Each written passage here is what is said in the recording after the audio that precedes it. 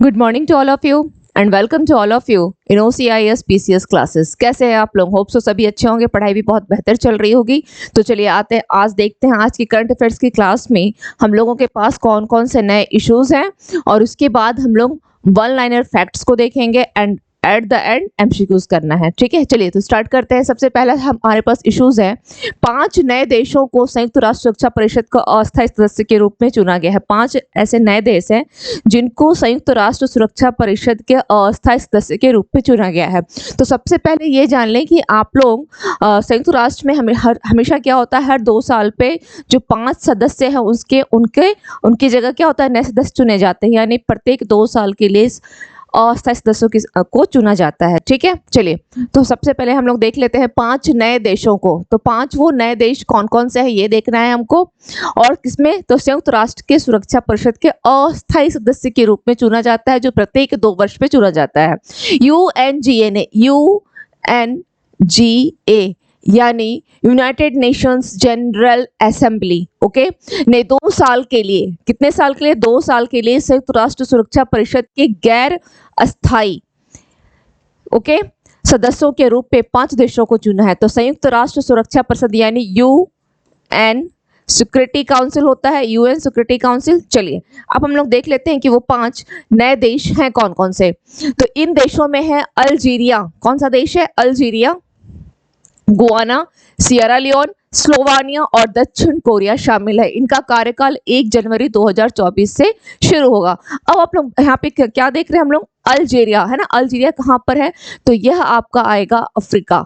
Algeria कहाँ पर है, अफ्रीका। और अगर गुआना की बात की जाए तो यह आपका दक्षिण अमेरिका में है। सियरा लियोन की बात की जाए तो यह भी अफ्रीका में है। तो कहने का मतलब ये है कि अफ्रीका के ये 2 देश है, अल्जीरिया और सियरा लियोन, ये दोनों कहाँ के हैं, अफ्रीका के हैं, अफ्रीका के हैं, ओके, अफ्रीका के हैं। ठीक है, गुआना की बात की जाए तो यह कहाँ पर है, साउथ अमेरिका की है, ओके, साउथ अमेरिका का है गुआना।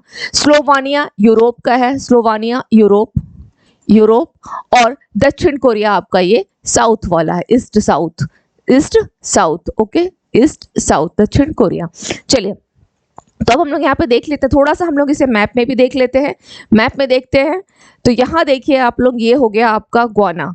ठीक है, ये है गुआना, और बहुत ज़्यादा क्लियर तो समझ में यहाँ पे इसलिए नहीं आएगा मैप में, तो मैंने यहाँ पर नंबरिंग करके आप देखेंगे कि 5 नंबर कुछ ऐसा आपको शो कर रहा होगा। 5 ये है आपका स्लोवानिया, ये स्लोवानिया है, ओके, स्लोवानिया काफ़ी छोटा सा यहाँ पे लोकेट हो रहा होगा, स्लोवानिया है यहाँ। उसके बाद अगर हम लोग बात कर ले कि सियरा लियोन कहाँ है, तो ये हो गया आपका सियरा लियोन, ये है सियरा लियोन। अल्जीरिया, ये है अल्जीरिया, ठीक है। और आ गई बात यहाँ पे साउथ कोरिया की, तो ये हो गया आपका साउथ कोरिया। ठीक है, तो टोटल कितने हो गए, ये 5 देश हो गए। नाम याद रखिएगा, हो सकता है कि क्वेश्चन में आपसे पूछ ले कि निम्नलिखित में से कौन सा नहीं है सदस्य। ठीक है, तो अल्जीरिया हो गया। अगर हम केवल ऐसे अगर देखते हुए, अगर मैप पे केवल ऐसे देखेंगे तो सबसे पहले गुआना आ जाएगा, फिर अफ्रीका में चलते हैं तो अल्जीरिया और सियरा लियोन आ जाएगा। उसके बाद हम आगे चले तो यूरोप के थोड़ा सा और है, हाँ, क्योंकि आप मैप से ही देख रहे हैं कि यहाँ थोड़ा सा और ऊपर जाएंगे हल्का, तो कौन सा आ जाएगा हमारे पास, स्लोवानिया आ जाएगा। उससे थोड़ा और आगे जाएंगे तो हमारे पास क्या आ जाएगा, दक्षिण कोरिया। ओके, चलिए ठीक है। हाँ, अब हम लोग देख लेते हैं सुरक्षा परिषद अंतर्राष्ट्रीय शांति और सुरक्षा जो परिषद है यानी UN क्या करता है, सुरक्षा परिषद अंतर्राष्ट्रीय शांति और सुरक्षा के रखरखाव के लिए जिम्मेदार है। ठीक है, और इस 10 अस्थायी सदस्यों का चुनाव महासभा द्वारा किया जाता है। कितने क्या होते हैं, 10 अस्थायी सदस्य का चुनाव किसके द्वारा किया जाता है, महासभा के द्वारा किया जाता है। 10 अस्थायी सदस्यों का चुनाव, जिसमें से 5 देश ऐसे होते हैं जो प्रत्येक 2 साल पे क्या होते हैं, वो नए चुने जाते हैं, प्रत्येक 2 साल पर उनका चयन हो जाता है। जैसे अभी आप लोगों ने देखा ये 5 देश है जो 2 साल के लिए है। ठीक है, चलिए अब हम लोग थोड़ा सा देख लेते हैं कि इन 5 नए देशों के अलावा हम लोग थोड़ा सा सुरक्षा परिषद को जान जाते हैं। ठीक है, सुरक्षा परिषद यानी हमारा जो यूनाइटेड नेशन SC है, यहाँ हम लोगों ने देखा था SC को, यहाँ हम लोगों ने देखा है UNSC। चलिए हम लोग यहीं पे देख लेते हैं UNSC को, थोड़ा सा हम लोग से जानते हैं। UNSC, ठीक है, संयुक्त राष्ट्र सुरक्षा परिषद। इसका गठन कब किया गया था, 24 अक्टूबर 1945 में। क्यों किया गया था, एक्चुअली द्वितीय विश्व युद्ध के बाद, ठीक है, जब सेकंड वर्ल्ड वॉर हो गया था उसके बाद शांति और सुरक्षा के लिए इसका गठन किया गया, ठीक है। संयुक्त राष्ट्र सुरक्षा परिषद का गठन इसी उद्देश्य से किया गया था कि दोबारा फिर ऐसा वार ना हो और शांति और सुरक्षा बनी रहे, ठीक है। चलिए, तो यूएनएससी का गठन इसके लिए किया गया। उसका उद्देश्य क्या था? शांति और सुरक्षा। उद्देश्य क्या है यहाँ पे मैं लिख देती हूँ, केवल एक लाइन में ध्यान रखिएगा। उद्देश्य क्या है? शांति और सुरक्षा बनाए रखना, शांति और सुरक्षा बनाए रखना, ये इसके उद्देश्य हो गए, ठीक है। इसके 15 सदस्य, इसके कितने हैं? 15 सदस्य, और उन सदस्यों में 5 क्या है? अस्थाई हैं, और 10 जो सदस्य हैं वो क्या है? अस्थाई सदस्य हैं। अस्थाई, अस्थाई, ठीक है, अस्थाई सदस्य हैं। हेडक्वार्टर अगर बात की जाए इसकी हेडक्वार्टर की बात की जाए तो न्यूयॉर्क है, न्यूयॉर्क। ये सबसे पहले अब जो संयुक्त राष्ट्र सुरक्षा परिषद इसे समझ जाएंगे तो बाकी चीजें बहुत आसानी से यहाँ पर क्लियर समझ में आ रहा होगा। एक बार देख लें। 24 अक्टूबर, स्क्रीनशॉट लेना है तो ले सकते हैं, ठीक है।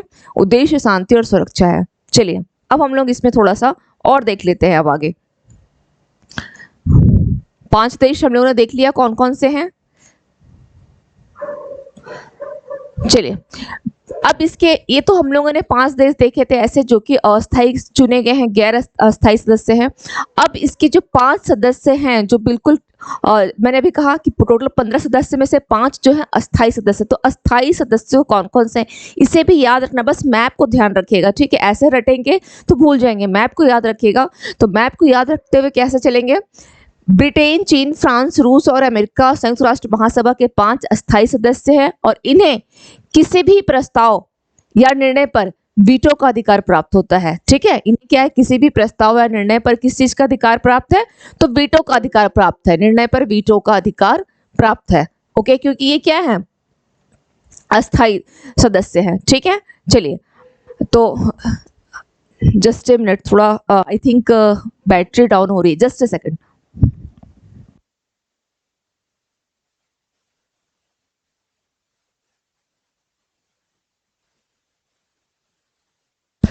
Sorry for disturbance. चलिए कंटिन्यू करते हैं। ओके, तो ब्रिटेन, चीन, फ्रांस, रूस और अमेरिका। अब इसको याद रखने के लिए हमें क्या करना होगा? इसे याद रखने के लिए केवल हमें इसे क्या करना है? थोड़ा सा ऐसे चले जाएंगे। कौन कौन सा है? तो अमेरिका भी, ये स्टार्ट करेंगे हम लोग यहाँ से, ठीक है। इस साइड से स्टार्ट करते हैं तो अमेरिका हो गया। इस साइड से अगर हम लोग मैप को थोड़ा सा स्टार्ट करेंगे, अच्छा ये अमेरिका हो गया, ऐसे जाएंगे। अमेरिका के बाद यहाँ चले आएंगे, ऊपर क्या हो जाएगा? ये हो गया आपका ब्रिटेन हो गया, ये हो गया आपका ब्रिटेन। ब्रिटेन के बाद हम आगे ऊपर, फिर ऊपर ही जाएंगे, कहाँ है ये? रशिया। रशिया से आगे फिर हम लोग यहाँ चल देख लेंगे थोड़ा, ये क्या हो गया? चाइना हो गया, ठीक है। ऐसे जा रहे हैं, ऐसे होते हुए जाएंगे तो Britain, America, Britain, Russia, China and फिर इस तरह से होते हुए आएंगे और यहाँ क्या मिल जाएगा हमें? फ्रांस मिल जाएगा। ये हो गया फ्रांस, ठीक है। ये जो 5 है ये आपके अस्थाई सदस्य देश हैं यूएनएससी के। क्लियर?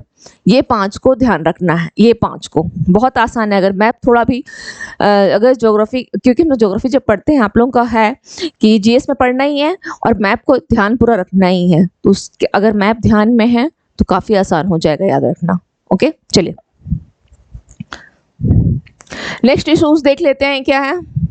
इन सब चीजों को पढ़ने में तो इंटरेस्ट आता है, कुछ नया जानने को मिल रहा है ना। मैप अपने आप दिमाग में आ जाता है। चलिए नेक्स्ट देखते हैं। मिस वर्ल्ड 2023 सौंदर्य प्रतियोगिता के 71th addition, okay, 71th addition की मेजबानी किसकी? Miss world. मिस वर्ल्ड 2023 की बात कर रहे हैं और 71st ये एडिशन है कि मेजबानी नवंबर या दिसंबर में कौन करेगा? भारत कर रहा है, ठीक है। इंपॉर्टेंट थिंग इज दैट कि ये मेजबानी भारत कर रहा है। करना किसको था? यूएई को करना था, लेकिन ये भारत कर रहा है, ठीक है। संशोधित करके भारत, ये यूएई का दिया गया था कि फरवरी में करेगा, लेकिन इसको संशोधित करके भारत का नाम आया है। तो चलिए देख लेते हैं इसके बारे में भी थोड़ा। हाँ, यहाँ मैं दे देती हूँ। हाँ, ये भारत द्वारा की जाएगी, ये हेडलाइन में याद रखिएगा। मिस वर्ल्ड ऑर्गेनाइजेशन की चेयरपर्सन और सीईओ कौन है? जूलिया मार्ले, ओके। जूलिया मार्ले कौन है? तो यह मिस वर्ल्ड ऑर्गेनाइजेशन की चेयरपर्सन है और सीईओ जूलिया मार्ले। भारत में आयोजित जो की जा रही है तकरीबन 27 साल के बाद, ठीक है, काफ़ी एक बोल सकते हैं कि बहुत लॉन्ग ड्यूरेशन या लॉन्ग टाइम के बाद, है ना, काफ़ी लॉन्ग पीरियड टाइम था ये। तो 27 साल के लंबे अंतराल के बाद इस सौंदर्य प्रतियोगिता का आयोजन किया जाएगा। कहाँ? भारत में किया जा रहा है, करीब 27 साल बाद। यानी इससे पहले 96 में किया गया था, 96 में, ठीक है, 96 में ये प्रतियोगिता का आयोजन इंडिया में किया गया था, 96 में। चलिए, भारत ने आखिरी बार, यस आप देख ही रहे हैं, 96 में इस प्रतियोगिता की मेजबानी की थी। हालांकि मैंने अभी आपको बताया कि संयुक्त अरब अमीरात यानी यूएई को फरवरी में इस साल की प्रतियोगिता की मेजबानी के लिए चुना गया था, लेकिन फिर इस निर्णय को संशोधित किया गया और भारत को चुना गया। क्लियर? और भारत को यह प्रतिष्ठित सम्मान क्यों, मतलब भारत को चुना गया है, तो यहाँ की समृद्ध, इस देश की समृद्ध सांस्कृतिक विरासत और विविधता को बढ़ावा देने, ठीक है, विविधता को बढ़ावा देने तथा महिलाओं को सशक्त बनाने की प्रतिबद्धता को मान्यता देने के लिए, महिलाओं को सशक्त बनाने के लिए प्रतिबद्धताओं, जितनी भी सशक्त बनाने की जो प्रतिबद्धता है उसको मान्यता देने के लिए। तो क्या क्या हो जाएगा? एक समृद्ध सांस्कृतिक विरासत, ठीक है, और विविधता को बढ़ावा देना। इसके लिए कि इसी वजह से क्या है, जो भारत को इस बार चुना गया है, यहाँ पर यह प्रतियोगिता आयोजित की जाएगी। नवंबर या आपका दिसंबर में होगा। क्लियर? चलिए, अब थोड़ा यहाँ देख लेते हैं, यहाँ क्या दिया हुआ है कि संयुक्त अरब अमीरात का नाम था यूएई, का नाम था यूएई। यूएई के बारे में आप लोगों को मैंने इसी वीक में बताई, एक जो काफ़ी चर्चा में रही, यूएई से लेकर के कुछ 2-4 न्यूज़ हैं, जो उसमें से अगर एक भी याद हो तो बताएं। एक मैं बता देती हूँ, बाकी के रेस्ट आप लोग कमेंट में करके बताएंगे। और आप लोगों के कमेंट में कल भी मैंने सवाल किया था, कोई मैसेज नहीं आ रहे हैं। मोस्ट प्रोबेबली नेक्स्ट वीक से क्लास आप लोग की लाइव स्टार्ट हो जाएगी, ठीक है, क्लास लाइव लूँगी। तो देख लीजिए, अगर आप लोग मेरी स्ट्रेटेजी ये थी कि क्लास को स्टार्ट करने से पहले जो प्रीवियस क्लास है मैंने पढ़ाया है, तो 2-4 क्वेश्चंस को पूछते हुए और फिर क्लास को मैं आगे बढ़ाऊँ, ये मेरी स्ट्रेटेजी थी। अगर आप लोग इसमें सहमत होंगे तो लाइव क्लास तो स्टार्ट होने ही वाली है, उस क्लास को कुछ ऐसा ही लेकर चलने का विचार कर रही हूँ, ठीक है। इससे क्या होगा, रिविजन भी हो जाएगा। अब चलिए, यहाँ आप लोगों को मैंने 2-4 फैक्ट्स पूछा है कि इस वीक में यूएई को लेकर के 2-4 न्यूज़ हैं। उसमें से मैं एक न्यूज़ बता दे रही हूँ कि भारत के साथ अगर जो व्यापारिक साझेदार की बात की जाए, ठीक है, भारत के साथ, तो ये भारत का तीसरा सबसे बड़ा व्यापारिक साझेदार है। भारत का तीसरा बड़ा व्यापारिक साझेदार देश है। व्यापारिक साझेदार, ठीक है, भारत का तीसरा बड़ा व्यापारिक साझेदार है यूएई, ठीक है। यूएई ये एक मतलब इससे अलग सा फैक्ट है, ये इसके साथ जुड़ा हुआ, मैंने अलग से बता दिया, क्योंकि जब भी क्लास में कुछ भी ऐसा अगर लगे किसी को कुछ और भी इसके साथ रिलेवेंट न्यूज़ जोड़ा जा सकता है तो बिल्कुल उसको जोड़ते हुए हम लोग आगे चलेंगे, ठीक है। तो यूएई में क्या हुआ था, आयोजन होना था, नहीं हुआ था। और यूएई के साथ एक फैक्ट और क्या है कि यह भारत का तीसरा बड़ा जो है व्यापारिक साझेदार देश है। अब अगर तीसरा बड़ा की बात करते हैं, यहाँ पे तीसरा बड़ा आता है, तो भारत का सबसे बड़ा व्यापारिक साझेदार देश कौन है भारत का सबसे बड़ा, तो यहाँ पे लिख लिए अमेरिका है, अमेरिका। दूसरे पे कौन है, चीन है, और तीसरा तो यूएई है, तीसरा यूएई है, तो फोर्थ कौन सा है, सऊदी अरब है, सऊदी अरब है, सऊदी अरब है। चलिए, ठीक है, हो गया। और कोई डाउट? चलिए, ये हो गया। और इससे ज़्यादा कि फर्स्ट टाइम रीता फारिया कोई मिस वर्ल्ड चुनी गई थी, ये सब इतना इम्पोर्टेंट नहीं है, ठीक है, कि रीता फारिया, जब अगर ऐसे सिंपली सा अगर मैं बता दूं तो रीता फारिया के बारे में लिख लें, या शायद मैंने आगे मेंशन करवाया भी, ये चेक कर लेती हूँ। नहीं, मैंने आगे मेंशन नहीं करवाया है, ठीक है। तो यहाँ पे जस्ट थोड़ा सा आप लिख सकते हैं कि फर्स्ट जो वर्ल्ड मिस इंडिया वर्ल्ड चुनी गई थी वो कौन थी, रीता फारिया थी, ठीक है। रीता फारिया थी 1966 में, 1966 में रीता फारिया चुनी गई थी, रीता फारिया, ओके, रीता फारिया। मैंने इसलिए साइड में बस ईयर मैंने मेंशन कर दिया है ये, और अभी जो इस लास्ट जो चुनी रीता फारिया के बाद ही ऐश्वर्या राय आई है, फिर प्रियंका चोपड़ा वगैरह जो है उनके बाद ही है। लेकिन बीच में तो इतने सारे चले, लास्ट बस रिसेंट का हम लोग ध्यान रखेंगे कि 2017 में मानुषी छिल्लर का नाम थोड़ा ध्यान रखिएगा, ठीक है, मानुषी छिल्लर, क्योंकि ऐसा तो देखा जाए तो बीच में 2-4 और भी हैं भारत से, ठीक है। मानुषी छिल्लर 2017, ये ध्यान रखिएगा। 1966 में रीता फारिया, जो क्योंकि ये पहली थी, फर्स्ट मिस वर्ल्ड थी जो ये भारत से चुनी गई थी, पहली भारतीय थी, कहने का मतलब यही है पहली भारतीय थी, ठीक है, पहली भारतीय मानुषी छिल्लर 2017 में। और इसके साथ ही एक चीज और भी न्यूज ध्यान रखिएगा यहाँ पर कि अच्छा खैर वो इतना इंपॉर्टेंट भी नहीं होगा कि सीना शेट्टी जो है मिस इंडिया वर्ल्ड वो इस बार पार्टिसिपेट कर रही हैं, ठीक है, सीना Shetty. So it's not important right now, it's not important. जब ये आयोजन होगा तो फिर उस टाइम देखा जाएगा कि कौन सा न्यूज़ इंपॉर्टेंट हो रहा है, ठीक है। राइट नाउ आप इस सब वक्त ये इंपॉर्टेंट नहीं है, आप इसे छोड़ सकते हैं, जब ये आयोजन होगा तब देखा जाएगा, बस इतना ध्यान रखिएगा। चलिए तो चलते हैं नेक्स्ट इश्यूज की ओर। नेक्स्ट इश्यूज क्या है? अरब सागर में बिपरजॉय चक्रवाती तूफान विकसित। अरब सागर में चक्रवात कौन सा है? बिपरजॉय। ओके, कहाँ पर आया है? अरब सागर में जो चक्रवात आया है उसका नाम क्या है? बिपरजॉय चक्रवाती तूफान। अब इस चक्रवाती तूफान ये जो है अरब सागर का, इस साल अरब सागर का ये पहला चक्रवाती तूफान है, अरब सागर का ये पहला है, ठीक है।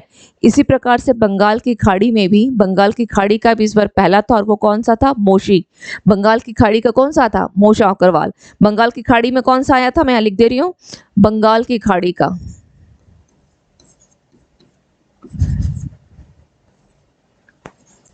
बंगाल की खाड़ी, इसमें कौन सा आया था चक्रवात? मोचा। मोचा कब आया था ये? कब आया था ये? मई के महीने में, मई में आया था, मई में आया था, है ना। मई आई थिंक 11 से 14 ऐसे कुछ था डेट उसका, एग्जैक्टली तो उसका ध्यान नहीं है, बट आई थिंक ये मई 11 से 14, तो बस इस तरह रहने दें, डेट को लिखने की कोई आवश्यकता नहीं है, बस मई का महीना याद रखिएगा कि मोचा आया था मई में, ठीक है। और ये इस साल की पहली चक्रवात थी, इस साल की ये पहली चक्रवात थी जो बंगाल की खाड़ी में आई थी। उसी प्रकार से इस साल का ये पहला चक्रवात है जो कि अरब सागर में आई है। नाम क्या है इसका? बिपरजॉय। तो बिपरजॉय का जो नाम दिया गया है वो किसके द्वारा दिया गया है? बांग्लादेश के द्वारा दिया गया। और यहाँ पर जो मोचा नाम दिया गया है, इसका नाम किसके द्वारा दिया गया था? यह नाम यमन ने दिया था, यह नाम, ठीक है, यमन के द्वारा दिया गया नाम था ये, यमन के द्वारा। और बिपरजॉय किसके द्वारा दिया गया नाम है? बिपरजॉय किसके द्वारा दिया गया है? तो यह दिया गया है बांग्लादेश के द्वारा, सुझाया गया नाम है बांग्लादेश द्वारा, ठीक है। एक्चुअली बिपरजॉय का मतलब क्या होता है? बंगाली भाषा में होता है आपदा। ओके, आपदा होता है, आपदा। बंगाली भाषा में इसका मतलब क्या होता है? आपदा होता है। और जब ये अरब सागर में आया है, अगर यह चक्रवात अरब सागर में आया तो डेफिनेटली क्या होगा? उनसे इफेक्टेड जो होंगे राज्य कौन से होंगे?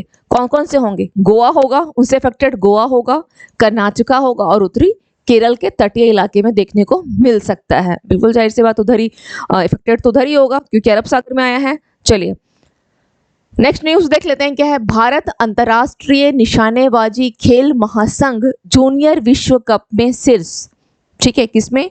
अंतर्राष्ट्रीय निशानेबाजी।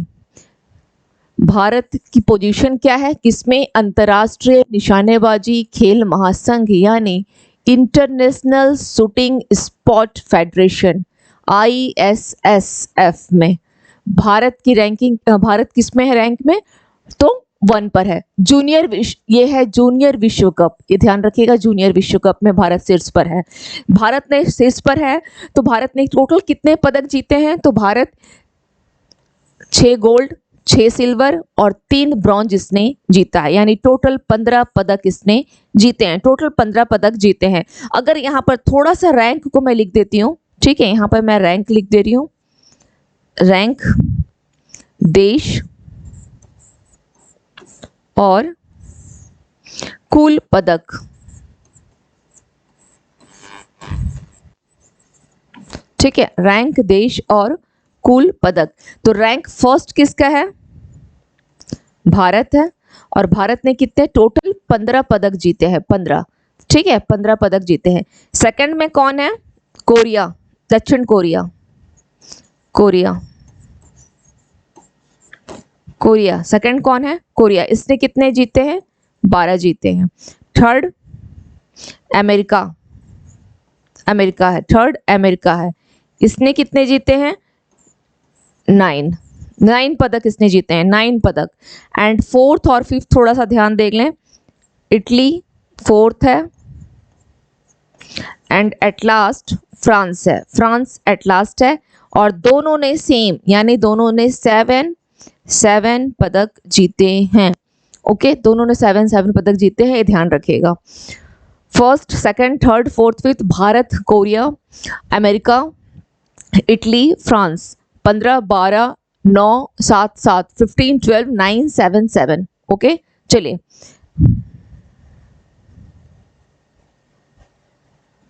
नेक्स्ट न्यूज देख लेते हैं। इससे रिलेवेंट क्या है? इस उपलब्धि के साथ, ये जो भारत की उपलब्धि रही कि भारत टॉप पे है, इंडिया टॉप पर है, तो भारत 2019 से आयोजित सभी ISSF जूनियर विश्व कप, ठीक है, ISSF जूनियर विश्व कप में, यानी लगातार 2019 से, ठीक है, जितने भी आयोजन हो रहे हैं विश्व कप, और एक तो जूनियर विश्व कप हो गया और दूसरा विश्व चैंपियनशिप, इसमें भारत ही क्या हो रहा है? लगातार शीर्ष पर रह रहा है। ठीक है, तो ये भारत के लिए बहुत बड़ी उपलब्धि और हम लोग सभी के लिए भी क्या है? ये गौरव की बात है। और इस संस्करण में सैन्यम, धनुश्रीकांत, अमनप्रीत सिंह, अभिनव शॉ और गौतमी भनोट ने क्या किया है? स्वर्ण पदक जीता है, गोल्ड मेडल मिला है। किन्हें किन्हें मिला है? तो सैन्यम का है धनुश्रीकांत, अमरप्रीत सिंह, अभिनव शॉ और गौतमी भनोट को। ठीक है, अब इन सबों में जो यहाँ पर जो जूनियर वर्ष जो चैंपियनशिप हुई है, विश्व कप हुआ है, तो इसमें देख लेते हैं कि पुरुषों के टीम स्पर्धा में बख्तियारुद्दीन मालिक सर्वोच्च रैंक वाले भारतीय थे। ये सर्वोच्च रैंक, सबसे ज्यादा रैंक इन्हीं का था। करीब इन्होंने 111 स्कोर किए हैं। ठीक है, 111 स्कोर के साथ ये किस पोजीशन पे थे? 23वें स्थान पर रहे हैं, 23वें स्थान पर रहे हैं। ठीक है, और महिलाओं की अगर बात की जाए कि महिलाओं में कौन रही थी, तो भव्या त्रिपाठी। महिलाओं में कौन है? भव्या त्रिपाठी। महिला ट्रैप निशानेबाजों में 110 स्कोर है, उनका कितना है? जो बख्तियारुद्दीन है उनका स्कोर 111 है और 23वें पोजीशन पर है। और महिला में भव्या त्रिपाठी का 110 वे पूरा स्कोर है और रैंक इसमें कितना है? वो 9वें स्थान पे रही हैं। ठीक है, ये 9वें स्थान पे रही हैं महिलाओं की बात की जाए तो। ISSF जूनियर विश्व कप 2023 में टोटल जो है 39 भारतीय निशानेबाजों ने भाग लिया था। टोटल कितने भाग लिए हैं?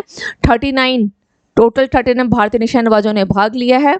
और यह ऐसे जो विश्व 2023 जो है वो जर्मनी के सुहल, जर्मनी, बस याद रखिएगा कि जर्मनी में आयोजित की गई थी, दैट्स इट। ठीक है, जर्मनी में यह आयोजित किया गया था। इट्स नॉट इम्पोर्टेंट दैट कि सुहल में हुआ था, ये सब नहीं पूछेगा, केवल वो देश पूछ लेगा, तो जर्मनी में आयोजित किया गया था। अब आगे क्या है कि कोरिया गणराज्य के चांगवॉन में 14 से 25 जुलाई तक जूनियर विश्व चैंपियनशिप का आयोजन किया जाएगा। कहाँ पर? कोरिया गणराज्य के चांगवॉन में 14 से 15 जुलाई तक जूनियर विश्व चैंपियनशिप का आयोजन किया जाएगा। चलिए, ठीक है, अब हम लोग नेक्स्ट न्यूज देख लेते हैं क्या है। फेडरल बैंक ने कहां पर? चेन्नई में एक अभियान शुरू किया है, आई एम अड्यार और अड्यार इज मी। ओके, आप यहाँ देख ही रहे हैं, लिखा है I am Adyar and Adyar is me. Federal bank का ये आप यहाँ देख रहे हैं, ये थोड़ा सा एक बार इमेज को देख लें। ठीक है, I am Adyar and Adyar is me, federal bank नीचे लिखा हुआ है। एक्चुअली ये है क्या, देख लेते हैं। ठीक है, इस एक पूरी बैंक शाखा, ये पूरी एक बैंक की जो ब्रांच है, फेडरल बैंक का ये ब्रांच है, कहाँ पर? चेन्नई में। ठीक है, इस ब्रांच में क्या किया गया है? जो स्थानीय यानी जो लोकल कहानी होती है, स्टोरीज होती है, उसका एक म्यूजियम, ठीक है, उसको म्यूजियम में बदलकर लोगों और उनकी संस्कृति का जश्न मनाने के लिए एक अभियान का शुरू किया गया है। तो कहाँ पर किस ब्रांच ने किया है? तो चेन्नई ब्रांच ने किया। और किस बैंक का? तो फेडरल बैंक का। ओके, फेडरल बैंक का। चलिए, ये हो गया। ये बस इतना ही ध्यान रखिएगा कि एक ब्रांच में जो लोकल एक स्थानीय कहानियों का एक संग्रहालय जो वहाँ पे बनाया जाएगा और लोगों से क्या किया जाएगा, उनकी संस्कृति का और उसके एक बोला जाए तो उनके लोगों से एक वन काइंड ऑफ अट्रैक्शन ही होगा लोगों के बीच में। ठीक है, चलिए एक अभियान को शुरू किया गया है। ठीक है, नेक्स्ट न्यूज देख लेते हैं क्या है। हाँ, थोड़ा सा फेडरल बैंक के बारे में जान जाते हैं क्या है। यह एक भारतीय निजी क्षेत्र का बैंक है, प्राइवेट बैंक है, जिसका मुख्यालय कहाँ है, अलवा कोची में है। कहाँ है, अलवा कोची में है। और इसके सीईओ कौन है, इसके सीईओ कौन है, श्याम श्रीनिवासन। श्याम श्रीनिवासन फेडरल बैंक के सीईओ हैं और इनकी टैगलाइन है, आपका परफेक्ट बैंकिंग पार्टनर। आपका परफेक्ट बैंकिंग पार्टनर। चलिए नेक्स्ट न्यूज देख लेते हैं क्या है। हरियाणा के मुख्यमंत्री ने द्विवार्षिक एकीकृत जल संसाधन कार्य योजना 2023 से 25 का शुभारंभ किया है। तो हरियाणा के सबसे पहले हम सीएम को जान जाते हैं कि कौन है। हरियाणा के सीएम कौन है, मनोहर लाल खट्टर। मनोहर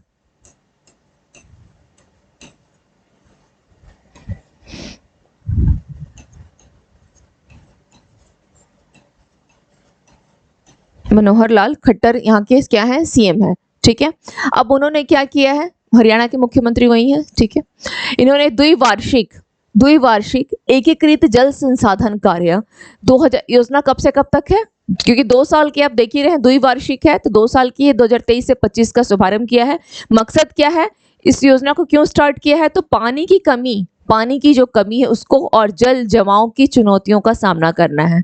ठीक है, पानी की कमी और जल जमाव की चुनौती जो है उसका सामना करने के लिए इन्होंने द्विवार्षिक एकीकृत जल संसाधन कार्य योजना। तो अब सवाल ये है कि एकीकृत जल संसाधन कार्य योजना किस राज्य सरकार के द्वारा चलाई जा रही है, हरियाणा के द्वारा। एकीकृत जल संसाधन कार्य योजना पंचवर्षीय प्लानिंग है या पंचवर्षीय प्रोग्राम, या आप बोल सकते हैं कि 3 वर्षीय है, 3 वर्षीय होगा या द्विवर्षीय है, इस तरह से क्वेश्चन आ सकता है। तो ध्यान रखिएगा कि ये द्विवार्षिक प्रोग्राम है। ओके, चलिए ठीक है। और उद्देश्य क्या है, तो पानी की कमी को दूर करना, जो जल जमा है उसकी चुनौतियों का सामना करना। नेक्स्ट देख लेते हैं, कृत्रिम बुद्धिमत्ता सुरक्षा पर पहला वैश्विक शिखर सम्मेलन, जो आर्टिफिशियल इंटेलिजेंसी पर पहला वैश्विक यानी ग्लोबली जो होता है समिट, वो इस वर्ष के अंत में कहाँ मनाया जा रहा है, ब्रिटेन के द्वारा आयोजित किया जा रहा है। ठीक है, एक्चुअली क्या होता है, आर्टिफिशियल इंटेलिजेंसी से काफ़ी देश जो हैं इसकी चुनौतियों का सामना कर रहे हैं, इसके नेगेटिव इम्पैक्ट जो उसका सामना कर रहे हैं, तो उसके लिए क्या किया जा रहा है कि इसे कैसे निपटा जाए। तो कृत्रिम बुद्धिमत्ता सुरक्षा पर ओके, क्योंकि आप देख ही रहे लिखा हुआ है सुरक्षा पर पहला वैश्विक शिखर सम्मेलन है जो कि ब्रिटेन में आयोजित किया जाएगा। तो अपने आप में हेडिंग में ही क्वेश्चन केवल बन सकता है कि ये कहाँ आयोजित किया जाएगा, ब्रिटेन में। ठीक है, और ये कौन सा होगा, ये पहला होगा, पहला वैश्विक शिखर सम्मेलन है। चलिए नेक्स्ट देख लेते हैं। केंद्रीय मंत्री सर्बानंद सोनोवाल ने सागर समृद्धि ड्रेजिंग निगरानी प्रणाली का शुभारंभ किया है। किसने किया है, केंद्रीय मंत्री सर्बानंद सोनोवाल ने सागर समृद्धि ड्रेजिंग निगरानी। ओके, ड्रेजिंग, एक्चुअली ड्रेजिंग का मतलब क्या होता है, जो नदी तट होता है ना, नदी के किनारे जो तट वाला जो देखते हैं, तो मिट्टी जमी है तो उस मिट्टी को निकालने का तरीका जो होता है उसको ड्रेजिंग बोला जाता है। ठीक है, तो चलिए ड्रेजिंग निगरानी प्रणाली का शुभारंभ करेगा। किसके द्वारा है, केंद्रीय मंत्री के द्वारा है। अब इसमें क्या क्या है वो देख लेते हैं जरा से। केंद्र की कौन सी है, वेस्ट टू वेल्थ। ठीक है, ये पहल एक्चुअली क्यों की जा रही है, वेस्ट टू वेल्थ पहल को गति देने के लिए सागर समृद्धि नामक एक ऑनलाइन ड्रेजिंग निगरानी प्रणाली का शुभारंभ किया गया। अब सबसे पहले हमको ये समझना होगा कि वेस्ट टू वेल्थ क्या है। ओके, वेस्ट टू वेल्थ, इसे 2 अक्टूबर 2021 में इस पोर्टल को लॉन्च किया गया था। वेस्ट टू वेल्थ यानी अपशिष्ट से धन, अगर आप इसे हिंदी में लिखें, ठीक है, इसका हिंदी में अगर लिखें तो इसका मतलब होता है अपशिष्ट से धन। अगर और थोड़ा सा इसे सरल भाषा में करना चाहें, इसे और थोड़ा सरल भाषा में करना चाहें तो प्लास्टिक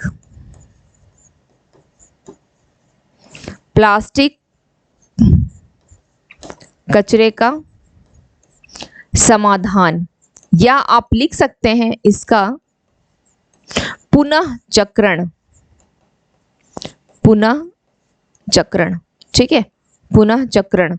प्लास्टिक जो कचरा है उसका आप फिर से या इसे आप रिसाइकल कर सकते हैं, रिसाइकल, ठीक है, कि जो वेस्ट है, जो चीज वेस्ट है उससे आप धन को कैसे बना सकते हैं। ओके, प्लास्टिक कचरे से कैसे निपटान किया जाए। और अभी आप देख ही रहे हैं कि जो ये स्वच्छ भारत अभियान के तहत काफी कुछ जो है पहल को चलाया जा रहा है। तो ये भी एक है जो 2 अक्टूबर 2021 को गांधी जी की जयंती पे ही आरंभ किया गया था इस पोर्टल को भी, ठीक है। तो केंद्रीय मंत्री सर्बानंद सोनोवाल ने सागर समुद्री ड्रेजिंग निगरानी प्रणाली का शुभारंभ किया है इस केंद्र की वेस्ट टू वेल्थ पहल को गति देने के लिए, ठीक है, गति देने के लिए एक ऑनलाइन ड्रेजिंग निगरानी प्रणाली, ऑनलाइन है ये ड्रेजिंग निगरानी प्रणाली का शुभारंभ किया गया। ओके, चलिए नेक्स्ट देख लेते हैं। यह बंदरगाहों की परिचालन लागत को कम करने में भी मदद करेगा, परिचालन की जो लागत है उसको कम करने में मदद मिलेगा। और फिलहाल इसको कोचीन और मुंबई बंदरगाहों ने क्या किया है, सागर समृद्धि निगरानी प्रणाली को अपनाया है। किसने, तो कोचीन और मुंबई बंदरगाह, ठीक है, कोचीन और मुंबई की पोर्ट ने तो अपना लिया है। और न्यू मंगलोर पोर्ट और दीनदयाल पोर्ट इसे ट्रायल के तौर पर अभी चला रहा है। कौन कौन सा, न्यू मंगलोर, और ट्रायल पे कौन कौन है, न्यू मंगलोर और दीनदयाल पोर्ट, ये दोनों ट्रायल पे चला रहे हैं। क्लियर, चलिए नेक्स्ट इश्यूज देखते हैं क्या है। अच्छा, अब हमारे पास ऑनलाइनर फैक्ट्स इश्यूज कंप्लीट हो गए। आज के फैक्ट्स देख लेते हैं क्या है। किस राज्य सरकार ने सभी जिलों में नशा मुक्ति केंद्र खोलने की घोषणा की है, सभी जिलों में नशा मुक्ति केंद्र खोलने की घोषणा की है, सभी जिलों में। तो कौन है वो, तेलंगाना है। और तेलंगाना की कितने जिलों में, सभी जिले तो है, तो टोटल तेलंगाना में कितने, मैंने क्लास में बताया भी है, तेलंगाना के कुल 33 जिलों में, ठीक है, 33 जिलों में। और सभी का मतलब क्या हो गया कि तेलंगाना के आपके 33 जिले हो गए जहां पे नशा कम से कम, उस जिले में कम से कम एक नशा मुक्ति केंद्र जो है वो खोला जाएगा, ठीक है। अब एक इससे रिलेवेंट एक न्यूज और बताएं कि जो सिगरेट पे, ठीक है, सिगरेट पे एक वो लगा रहेगा कि नहीं ये हानिकारक है, टैग जैसा लगा रहेगा। तो ऐसा करने वाला उस देश का नाम बताएं कि कौन सा वो देश है। मैंने बहुत आसान शब्दों में आपके सामने बात को रखा है, बताएं कि वो कौन सा देश है जो सिगरेट के ऊपर करेगा, बताएं कौन सा देश है वो। कनाडा, ठीक है, कनाडा है, ध्यान रखिएगा। चलिए, नालंदा पुस्तक का विमोचन हुआ है, इसे किसने लिखा है, अभय कैने। नालंदा पुस्तक को किसने लिखा है, अभय कैने। Important for your BPSC examination, Nalanda पुस्तक। कौन सी राज्य सरकार नंद बाबा दुग्ध मिशन योजना की शुरुआत की है, कौन सी राज्य सरकार, तो इसे यूपी गवर्नमेंट ने किया, उत्तर प्रदेश सरकार ने किया है। यहाँ पे 2 बार उत्तर लिखा हुआ है, ये गलत है, एक, ठीक है, उत्तर प्रदेश सरकार ने किया। खैर इतनी ऐसी मिस्टेक तो आप लोग खुद भी समझ सकते हैं कि चलो ऐसा हो जाता है क्योंकि टाइपिंग ही तो है, तो इसको आप लोग खुद से भी करेक्शन कर सकते हैं। इसको इश्यूज कभी मत बनाइए, ठीक है, इश्यूज मत बनाइएगा कि हाँ ये ऐसा, अपने आप करेक्शन कर लें इसे। तो उत्तर प्रदेश सरकार ने किया। और यह ध्यान रखिएगा कि भारत में सबसे अधिक अगर दूध का प्रोडक्शन कहीं होता है तो कहाँ है, उत्तर प्रदेश में होता है। इसका कितना है, करीब 18% दूध का उत्पादन यहाँ से होता है, ठीक है। तो उत्तर प्रदेश अग्रणी देश वही है, अग्रणी राज्य वही है भारत में। ओके, चलिए नेक्स्ट देख लेते हैं। कौन आर्टिफिशियल इंटेलिजेंस सुरक्षा पर, कौन आर्टिफिशियल इंटेलिजेंस सुरक्षा पर पहला वैश्विक शिखर सम्मेलन की मेजबानी करेगा। ओके, ये और ये क्वेश्चन ध्यान रखिएगा, यह इंपॉर्टेंट क्वेश्चन है, वेरी इंपॉर्टेंट। ओके, कौन सा देश आर्टिफिशियल इंटेलिजेंस पर क्या करेगा कि सुरक्षा पर पहला वैश्विक शिखर सम्मेलन आयोजित कर रहा है, और वह है आपका ब्रिटेन। भारत और न्यूजीलैंड के बीच पहले गोलमेज सम्मेलन कहाँ आयोजित हो जाएगी, नई दिल्ली में, न्यूजीलैंड के बीच में। किस राज्य सरकार ने शक्ति स्मार्ट कार्ड योजना की शुरुआत की है, शक्ति स्मार्ट कार्ड कर्नाटक ने किया है। ओके, चलिए नेक्स्ट देख लेते हैं। यहाँ ये क्वेश्चन तो रिपीट हो गई है। नेक्स्ट, किसे भारतीय भूवैज्ञानिक सर्वेक्षण का महानिदेशक नियुक्त किया गया, भारतीय भूवैज्ञानिक सर्वेक्षण का, तो जनार्दन प्रसाद है। गीतांजलि अय्यर का निधन हुआ है, इनका संबंध किस क्षेत्र से था, गीतांजलि अय्यर का निधन हो गया, इनका संबंध किससे था, तो ये एंकर थी, और किसकी, ये इंग्लिश एंकर रही हैं ये, ठीक है, इंग्लिश एंकर थी हैं।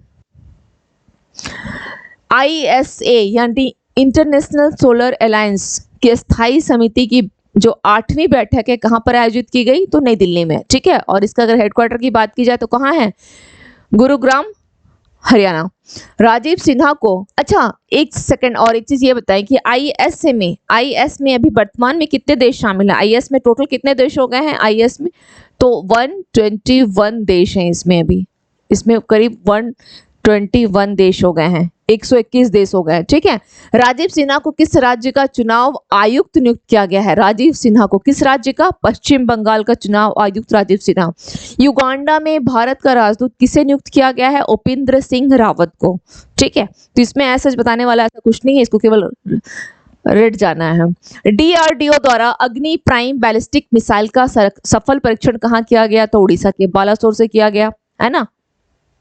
कौन सा तट है, तो व्हीलर आइलैंड से, ठीक है। कौन सा देश, अच्छा DRDO के ये बताएं कि इसके चेयरपर्सन कौन है, वी कामत, इसके चेयरपर्सन कौन है, समीर वी कामत, ठीक है, समीर वी कामत इसके चेयरपर्सन है। और कौन सा देश क्रूड स्टील का दूसरा सबसे बड़ा उत्पादक बन गया है, किसका, क्रूड स्टील का, तो ये तो भारत हो गई, ठीक है, वेरी इंपॉर्टेंट। कौन सा देश क्रूड स्टील का दूसरा सबसे बड़ा उत्पादक बन गया, तो भारत हो गया। अब सवाल यहां आता है कि ये तो दूसरा है, तो फिर पहला कौन सा है, चीन, पहला चीन है, ठीक है, पहला चीन है। स्वास्थ्य और अन्य नाजी प्रतीकों पर प्रतिबंध लगाने, इस क्वेश्चन को छोड़ दें, ठीक है, इसको रहने दें। चलिए नेक्स्ट देख लेते हैं, जारी इंडिया रैंकिंग, NIRF थोड़ा सा मिसिंग है, ठीक है, NIRF national institute ranking framework, NIRF द्वारा जारी इंडिया रैंकिंग 2023 के अनुसार किस संस्था ने समग्र श्रेणी में यानी ओवरऑल में अपना पहला स्थान को बरकरार रखा है, वो है IIT मद्रास, तो ये तो फर्स्ट है। सेकंड की बात की जाए तो IIT Bangalore, IISc Bengaluru and third IIT Delhi, ठीक है, ये पहला स्थान है IIT मद्रास का। और अगर सेकंड की बात की जाए तो IISc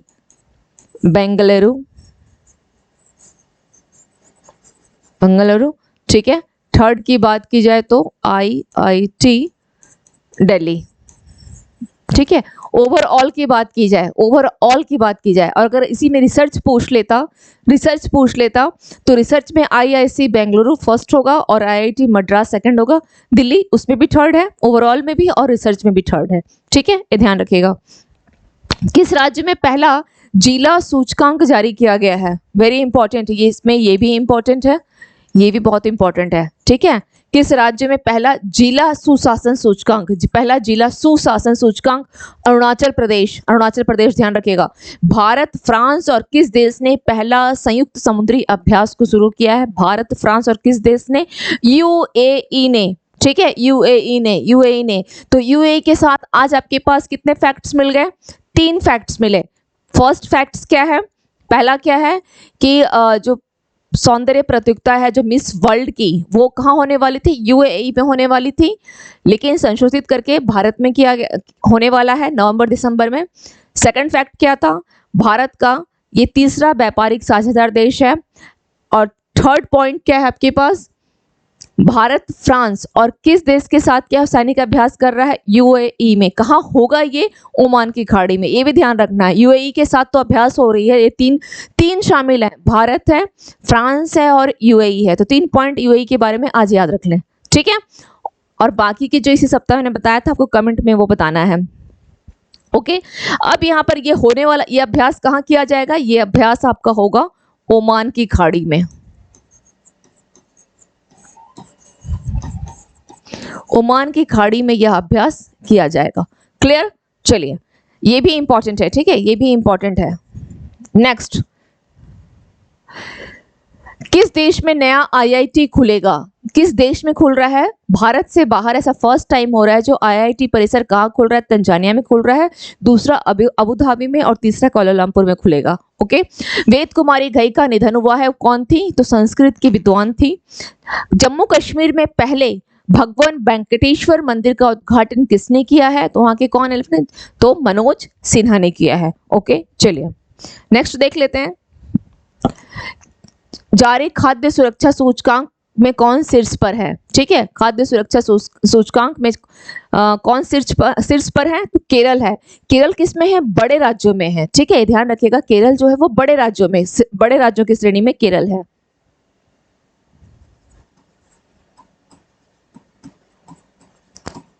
बड़े राज्यों की श्रेणी में केरल है। अगर छोटे राज्य की बात की जाए तो क्या होगा?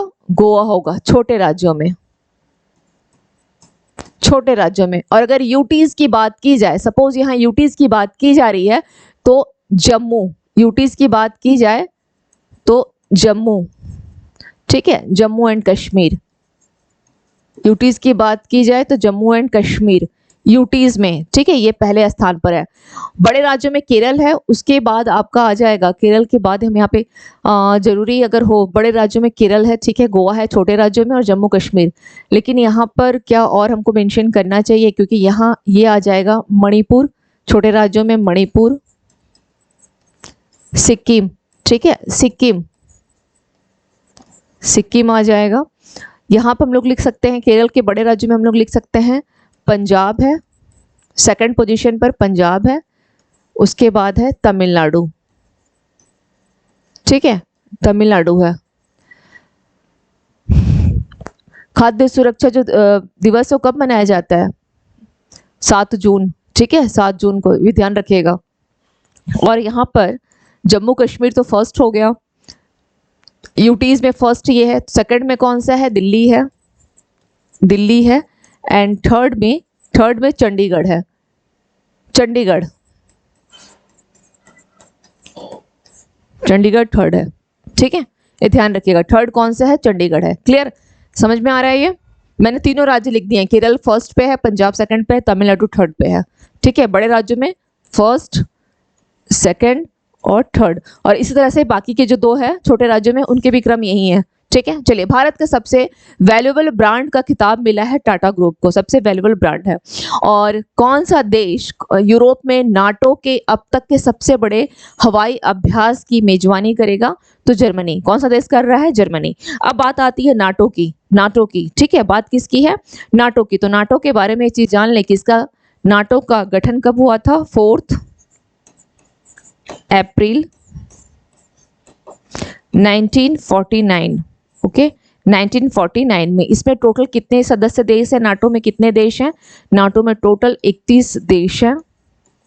और इसका 31वां देश कौन सा है? इसका 31वां देश कौन सा है? 31वां फिनलैंड है। अभी लगातार ये न्यूज में रहा है, ठीक है, फिनलैंड है।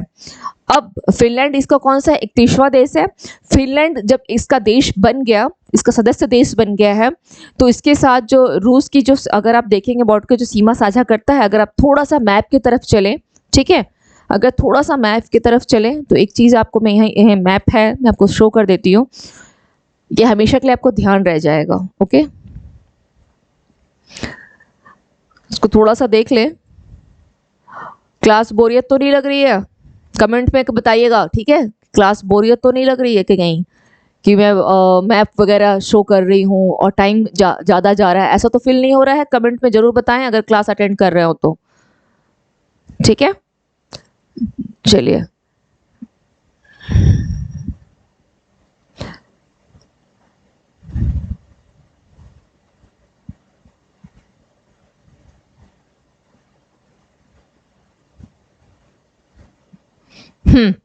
अब आप यहाँ पे देखें, थोड़ा सा आपको यहाँ पे दिखाई देगा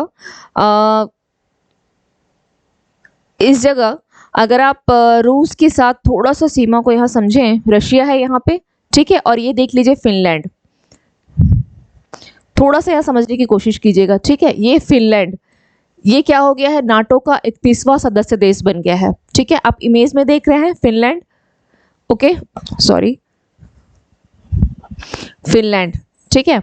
अब इसका जब सदस्य देश बनने के बाद नाटो के साथ जो रशिया, और ये एलो वाला जो देख रहे हैं एलो, ठीक है, ये क्या है, रशिया है, तो इसके साथ इसकी जो सीमा है वो क्या हो गई है, दोगुनी बढ़ गई है, ठीक है, दो गुना बढ़ गया है। तो इसी के सेफ्टी पॉइंट ऑफ व्यू से क्या किया गया था कि अभी आर्किटेक्ट क्षेत्र में क्या किया गया था, अभ्यास किया गया था आर्किटेक्ट क्षेत्र में, ठीक है। अभी आर्किटेक्ट क्षेत्र का रीजन का मतलब क्या हो गया, यहाँ आर्किटेक्ट क्षेत्र हो गया है ना।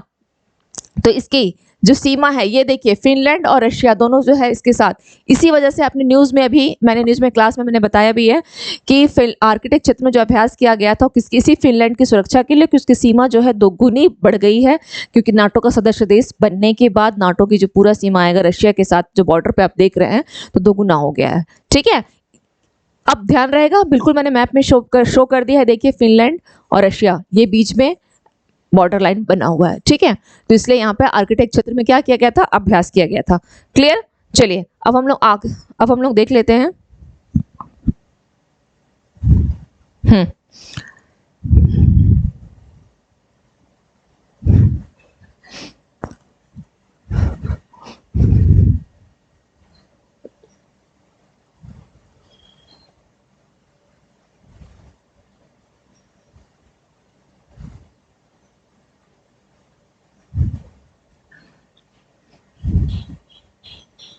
मैप से क्या होता है ना, चीजें हमेशा याद रह जाती हैं, है ना, वो हमेशा के लिए दिमाग में बैठ जाएगा। हाँ हम लोग यहाँ थे, ठीक है, हम लोग कहाँ थे, तो ये नाटो के पास थे, है ना, नाटो। तो नाटो के बारे में मैंने बता दिया, 31वां देश फिनलैंड है, ध्यान एकदम हमेशा रखिएगा। ओके चलिए नेक्स्ट देख लेते हैं। किस देश ने अभ्यास एकता के छठे संस्करण की मेजबानी की है। एकता अभ्यास हुआ है भारत और मालदीव के बीच में, ठीक है, एकता अभ्यास हुआ है भारत और मालदीव के बीच में, एक था भारत और मालदीव के बीच में। CSE रिपोर्ट के अनुसार पर्यावरण के मामले में कौन शीर्ष पर रहा है। CSE रिपोर्ट के अनुसार, ठीक है, CSE रिपोर्ट के अनुसार centre for science and environment, centre for science and environment,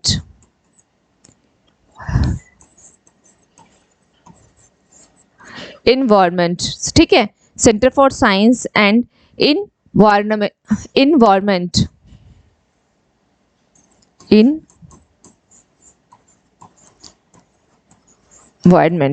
centre for science and environment जो रिपोर्ट है, इसके अनुसार पर्यावरण के मामले में कौन शीर्ष पर रहा है, तेलंगाना, ठीक है, तेलंगाना।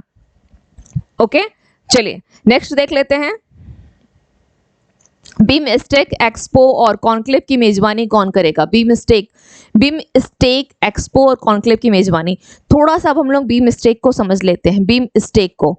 ओके बीमस्टेक, सबसे पहले यहाँ ध्यान रखिए, बीमस्टेक इसका गठन कब हुआ था, 97 में ये बीमस्टेक बना था, ठीक है, और इसका फुल फॉर्म क्या है, the bay of Bengal initiative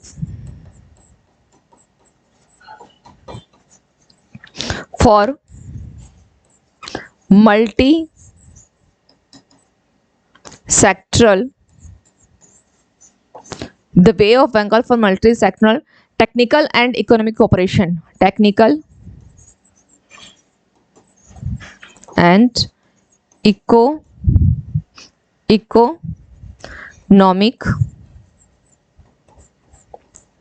cooperation, BIMSTEC की फुल फॉर्म है, ठीक है, बीमस्टेक की फुल फॉर्म है। ओके चलिए अब हम लोग यहाँ देख लेते हैं कि यहाँ पर इसमें कौन कौन से देश शामिल है, इस बीमस्टेक में कौन कौन से देश जो हैं वो शामिल हैं। तो नाम से आपको समझ में आ जाएगा, इस नाम से ही समझ में आएगा आपको, बांग्लादेश,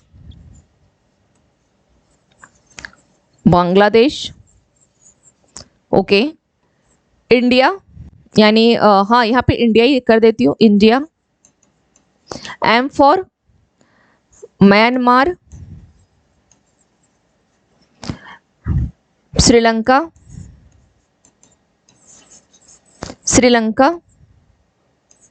आप यहाँ पे एक चीज और कर सकते हैं, क्योंकि यहाँ पे भूटान भी शामिल है, तो B से बांग्लादेश और भूटान दोनों को शामिल कर ले, बांग्लादेश और भूटान, इन दोनों को आप शामिल कर सकते हैं यहाँ पे, आपकी याद रखने के लिए सुविधा होगा। ठीक है, टी फॉर टी, अब क्या है, टी है, टी से थाईलैंड। ओके, 1 2 3 4 5 6 एंड वन मोर और है, हाँ नेपाल, नेपाल। ठीक है, नेपाल। तो ये कितने कंट्री हो गए, Bangladesh Bhutan 2, India 3, Myanmar 4, Sri Lanka 5, Thailand 6 and Nepal 7। तो ये टोटल 7 ऐसे कंट्रीज हो गए हैं जो कि इसमें शामिल हैं, जो कि इसमें शामिल हैं। ठीक है, ये टोटल 7 कंट्री इसमें शामिल है, ध्यान रखिएगा। क्लियर, चलिए अब आते हैं हम लोग आज के एमसीक्यूज पर। किसने सागर समृद्धि ड्रेजिंग मॉनिटरिंग सिस्टम को लॉन्च किया है, सागर समृद्धि? तो नितिन गडकरी, मनसुख अल मंडाविया, देवंशी वीरेंद्र शाह एंड सर्बानंद सोनोवाल। तो राइट आंसर क्या हो जाएगा, राइट आंसर हो जाएगा D, Sarbananda Sonowal. Now second question पे आते हैं। निम्नलिखित में से किस राज्य के मुख्यमंत्री ने द्विवार्षिक एकीकृत जल संसाधन कार्य योजना यानी 2023 से 25 का शुभारंभ किया है? हरियाणा, पंजाब, उत्तर प्रदेश, मध्य प्रदेश। तो राइट आंसर क्या हो जाएगा, हरियाणा। अगले क्वेश्चन की तरफ बढ़ते हैं। चक्रवाती तूफान बिपरजॉय, ठीक है, बिपरजॉय कहां पर विकसित हुआ है, डैश में विकसित हुआ, तो कहां विकसित हुआ है, अरब सागर में। तो इसका ऑप्शन दक्षिण चीन सागर है, अरब सागर है, भूमध्य सागर है, कैरेबियन सागर है। इसका B is the right answer. चलिए नेक्स्ट क्वेश्चन की तरफ बढ़ते हैं। यूरोपीय संघ के सदस्य प्रवासन और शरण कानूनों में सुधार के लिए सहमत हुए, इसके बारे में कौन सा स्टेटमेंट सही है, ये बताना है। स्टेटमेंट कौन सा सही है? नया आश्रय और प्रवासन प्रबंधन विनियमन AMMR वर्तमान डब्लिन विनियम का स्थान लेगा, बिल्कुल सही है। शरणार्थियों को स्वीकार करने से इनकार करने वाले देशों पर प्रति व्यक्ति 20,000 का शुल्क लगाया जाएगा, और दोनों ही स्टेटमेंट क्या है इसमें सही है। तो क्या होगा इसका आंसर, 1 और 2 दोनों, 1 और 2 दोनों। चलिए नेक्स्ट क्वेश्चन देखते हैं। भारत अंतर्राष्ट्रीय निशानेबाजी खेल महासंघ जूनियर विश्व कप 2023 में किस स्थान पर रहा? तो यह पहले स्थान पर रहा है, ये पहले स्थान पर रहा है। नेक्स्ट क्वेश्चन की तरफ बढ़ते हैं। भारत द्वारा नवंबर या दिसंबर मिस वर्ल्ड 2023 सौंदर्य प्रतियोगिता के किस संस्करण की मेजबानी करेगा? तो आपका कौन सा हो जाएगा वो, 71st यानी 71वां जो होगा आपका एडिशन यानी संस्करण आप बोल सकते हैं, उसकी मेजबानी कर रहा है। तो इसका आंसर बी हो जाएगा। नेक्स्ट क्वेश्चन देखते हैं। नेक्स्ट क्वेश्चन की तरफ बढ़ते हैं। निम्नलिखित में से कौन कृत्रिम बुद्धिमत्ता सुरक्षा पर पहला वैश्विक शिखर सम्मेलन करेगा? कौन है? तो ब्रिटेन है। इस तरह से याद होना चाहिए, ब्रिटेन में हो रहा है। ठीक है, ब्रिटेन में हो रहा है। ब्रिटेन के प्रधानमंत्री कौन है? ऋषि सुनक, है ना, जो कि कौन है, ऋषि सुनक के बारे में पता ही है। इंफोसिस के मालिक कौन है, कमेंट में बताइएगा, उन्हीं के दामाद हैं, है ना। CSIR Indian institute of technological research ने डैश नामक एक स्वदेशी rapid haemoglobin detection test kit विकसित किया है, और ये क्या है, जो टेस्ट होगा ये एक पेपर आधारित किट है जो कि 30 सेकंड में ही परिणाम दे देती है, रिजल्ट दे देती है। उसका नाम क्या है? उसका नाम रखा गया है फास्ट HB, रैपिड HB, सैंजम HB एंड टेस्ट HB। तो इसका है सेंस HB। ओके, चलिए जून 2023 में 5 नए देशों को संयुक्त राष्ट्र सुरक्षा परिषद के अस्थायी सदस्य के रूप में चुना गया है। 5, इनमें से कौन सा नहीं है? नहीं है बोला है, तो हमें सबसे पहले याद रखना होगा कि कौन सा है। तो मैंने आपको भी बताया था कि अगर आप शुरू करेंगे इस साइड से यानी दक्षिण अमेरिका से, तो सबसे पहले गुआना आ जाएगा। फिर आगे अगर हम बढ़ते हैं तो अफ्रीका के पास चलते हैं तो वहाँ पर सियरा लियोन और अल्जीरिया हो गया। उससे थोड़ा सा और आगे चलेंगे तो क्या हो जाएगा, आपके पास आ जाएगा स्लोवानिया आ जाएगा, है ना, स्लोवानिया आ जाएगा। तो यहाँ पर और थोड़ा सा आगे चलेंगे तो दक्षिण कोरिया आ जाएगा। तो ये सब क्या है, अस्थायी है। तो यहाँ देख लेते हैं, अल्जीरिया साउथ अफ्रीका में है, ठीक है, ये तो है सदस्य, अस्थायी सदस्य। दक्षिण कोरिया भी है, स्लोवानिया भी है, और थाईलैंड नहीं है। तो इसका राइट आंसर क्या हो जाएगा, D is the right answer, D is the right answer. चलिए आज हमारे पास 9 सवाल थे, ये हो गए। अगर आप लोगों को टॉपिक रिगार्डिंग या कंटेंट के रिगार्डिंग किसी प्रकार की कोई डाउट है तो बिल्कुल कमेंट सेक्शन में ज़रूर कमेंट करें। और अगर बात करना चाह रहे हो, कोई सॉल्यूशन नहीं हो पा रहा है, सॉल्व नहीं हो पा रहा है, तो आप लोग मुझे 10 से 4 बजे के बीच में नंबर दी हुई है चैनल पे, OCIS पे दिया गया है, आप उस नंबर पे कॉल करके बात कर सकते हैं। ओके, तो मिलते हैं फिर नेक्स्ट करंट अफेयर्स की क्लास में। Thank you to all of you. And one more thing, इस चैनल को लाइक करें, शेयर करें एंड सब्सक्राइब करें। ये क्लास आपकी है। आपको अगर किसी भी प्रकार की असुविधा लग रही है कि नहीं यहाँ कुछ असुविधा है या कुछ और परिवर्तन चाहिए, तो आप लोग बिल्कुल डेफिनेटली इस चीज़ को बताएं जरूर। ठीक है, तो मिलते हैं फिर। Once again thank you to all of you and have a nice day.